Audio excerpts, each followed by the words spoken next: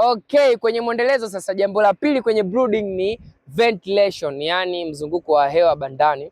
Hakikisha bwana, toka siku ya kwanza vifaranga wako wanapoingia mpaka wanamaliza yale malezi ya mwanzo, banda lako linaingiza hewa. Kuna ule msemo kwamba anasema mimi nimefunika kote. Kufunika kote wala hujawasaidia, kwa sababu bado kuku wanahitaji hewa safi ingie ndani ili waweze kuhema.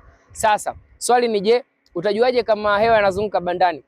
Kuna sehemu tu wanatumia njia za asili na mimi ningependa kushare. Mfano, kuna sehemu wanatumia mshumaa.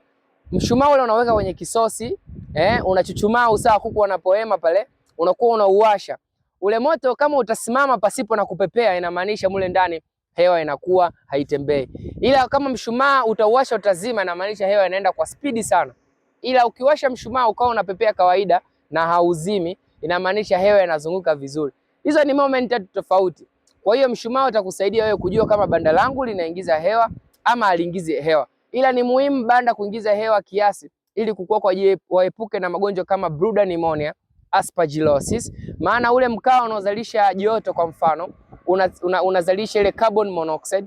Carbon monoxide ambao wao wakivuta inakuwa inawaumiza kwa namna moja au nyingine. Kwa vizuri hewa ikawa inaingia na kutoka ili kuwarahisishia wao kupata hewa.